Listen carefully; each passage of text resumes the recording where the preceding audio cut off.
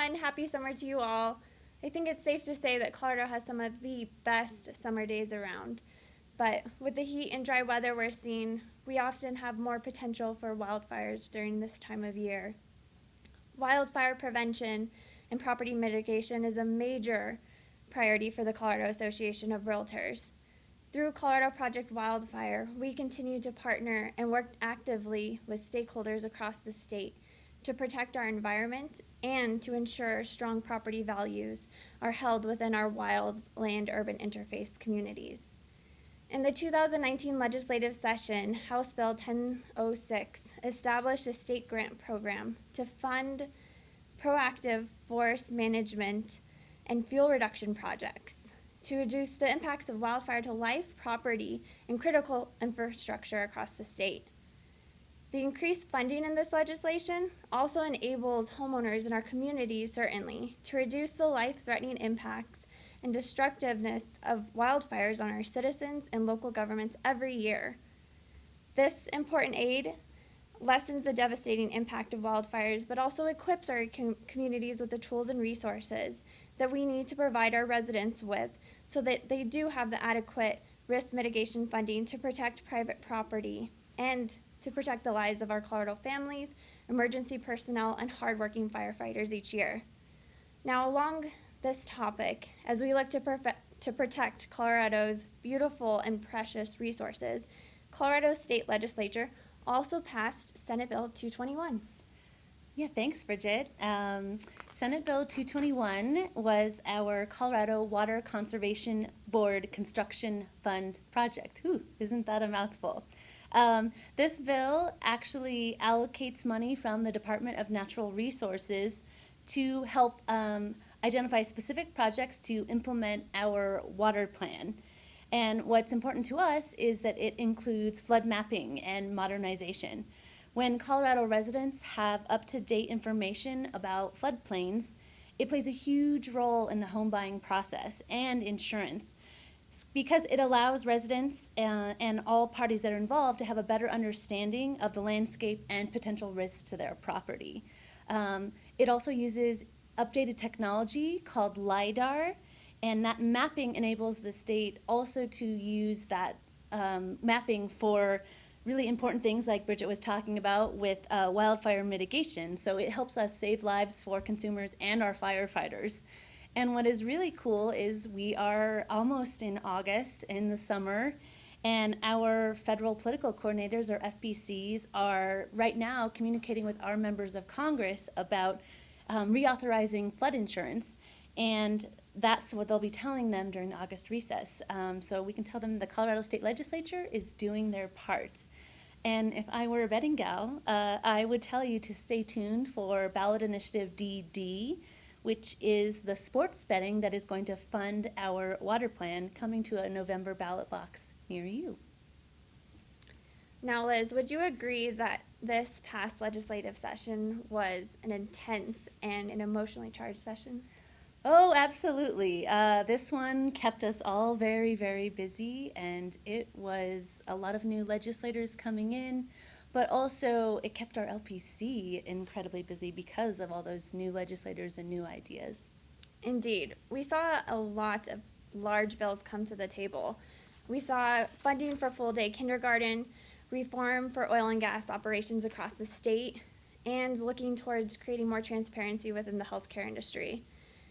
The Democrats also took full control of the House, Senate, and Governor's office, which did make it a challenging year for the business community to navigate. However, we can say that there is no challenge too big for our Legislative Policy Committee. Our LPC worked extremely hard this past year to educate new policymakers on how potential legislation could impact Colorado homeowners, small business owners, property rights, housing in general, and the state's economic well-being. We also worked extremely hard to find areas where we can meet in common ground. There were some legislators that we worked with day in, day out, and even on the days that we could not find middle ground, these legislators came to the table, listened, and were able to meet us halfway, and from their cart was able to make meaningful amendments that do protect homeowners across the state. For instance, we saw the introduction of House Bill 1118, which was the time period to cure bill. And this bill changes existing law so that a landlord or property manager must provide a tenant a 10-day notice to cure a violation, whether that be unpaid rent or a violation within a lease agreement, before the property manager can terminate that lease and move forward with an eviction proceeding. Under prior law, a landlord or property owner had to give a 3-day notice period for any violation. So CAR worked extremely hard this past session, especially with this bill, to secure a few amendments to enable single-family homes owned by a property owner with 5 units or fewer, so that they would receive more leniency under this new law. These amendments most certainly help our vulnerable communities, like our military families and our senior citizen populations, so that their savings and investments are secured and protected for those unforeseen circumstances in which change in their housing or income levels. Now, let's turn over to Liz to talk about House Bill 1170, another challenge for us here. Yeah, keeping in line with the same theme, another landlord-tenant bill that we worked on. House Bill 1170 is the Residential Tenants Health and Safety Act, and you'll see on our slides here, it also makes changes to our warranty of habitability statute. So for those of you that may not know, before this bill was passed, we did have the warranty of habitability statute, but what it did was establish the concept that a rental agreement between a landlord and a tenant carries that implicit guarantee that a residential property is fit for human habitation. So this bill during 2019 actually modifies those conditions that trigger that breach of warranty. It sets forth a process for the tenant and the landlord to remedy any potential safety or defect conditions with the premises within a reasonable time frame. What Bridget was saying earlier, what we did is really work hard with the bill sponsors to find common ground on this piece of legislation. We worked to define the types of conditions that might trigger the property owner responsibilities to mitigate or address any safety concerns that the resident may have. And we also worked to designate a time period that allows the property owner adequate time to properly address these mitigation concerns within that reasonable time period so that you can still operate a business but also comply with the law. And this allows us to improve habitability for all residents. So now let's take a look at a different issue. And this one deals with consumer data privacy. So, remote notaries protecting privacy is the bill we're talking about now. It's House Bill 1167. And I'm sad to say that we've been working on notary technology for a couple of years now, and this one died on the very last day of the session. We were very disappointed to see that because consumer protection and data privacy is a top priority for states across the country, including Colorado. As our National Association continues to advocate for consumer protection on the federal level, CAR is still working with our state legislators to find a meaningful compromise for the utilization of remote notary technology, but also protecting that consumer personal, private financial information that's so critical to a real estate transaction. In today's digital economy, data privacy is really important for consumers. And realtors, under our code of ethics, have a duty to respect the clients they represent and protect that sensitive information. If this bill had passed, it would have provided guardrails around the new technology and limited the sharing of that consumer personal information to within the confines of the Notarial Act. It would have prevented those third-party marketing affiliates from sharing your consumer data. We really do think that this is going to be an issue that we continue to work on. You're going to see us take this up in 2020 because we agree this is amazing technology, and this advancement is something we do want to bring to our real estate community, especially in Colorado because we have so many across state lines transactions with our resort communities. But it's also just easier for people to use. But what we want to do is protect those consumers and their use of their data. So hopefully we'll find a meaningful way to address the privacy concerns of consumers, but also promote this technology when we think about it again next year. So that is data privacy. I think Bridget's now going to talk a little bit about broadband. Yes, let's talk about broadband. Looking towards your slide on your screen, you will see next up is Senate Bill 107. So CAR strongly supports the state's efforts to expand broadband access to all of Colorado. It is very important to our rural and underserved areas because all Colorado communities should be able to enjoy the opportunity for economic development, business recruitment, and job creation. Senate Bill 107 allows an electric utility or commercial broadband provider to install, maintain, or lease broadband infrastructure within the electric easement. And after working with several stakeholders and the bill sponsors to amend this bill to provide adequate notice protections, only after providing notice to a landowner or interest holder can an electric cooperative enter the premise and install broadband infrastructure. The final legislation allows property owners to seek remedy of damages or injury to property incurred as a result of negligence by the broadband supplier through the court process while providing access to internet and digital communication services that we all enjoy every day. Next, let's take a look at some regulatory issues. Liz? Yeah, thank you, Bridget. So we had a couple of different regulatory issues.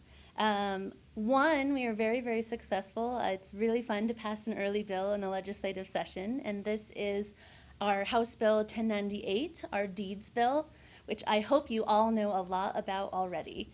CAR celebrated a big win here for the real estate industry because Governor Polis signed that bill into law on March 7th. Before this new law, only a licensed real estate broker was authorized to prepare a deed.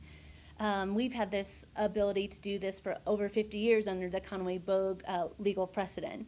However, the broker usually delegated this limited authority to prepare a deed to a title company, and now under this new legislation that we championed and worked hard to draft, the industry can expect reduced confusion, lessened disputes arising from the current contract form to transfer property, and a clear public record of the real estate transaction because now title agents will have the authority to prepare deeds. So big win for us.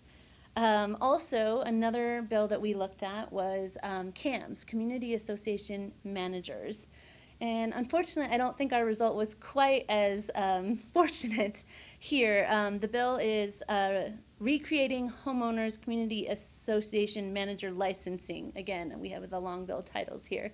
But what the bill does, or would have done, unfortunately, because it didn't pass, it would have created a community association manager licensing program. Like we're regulated under DORA and our licensing law. This is the equivalent for those community managers. So it would have been housed under DORA, and it also was actually following our traditional sunset process, which, as many of you might know, we went through in 2017. So this was the 2018 sunset process for HOAs and CAMs.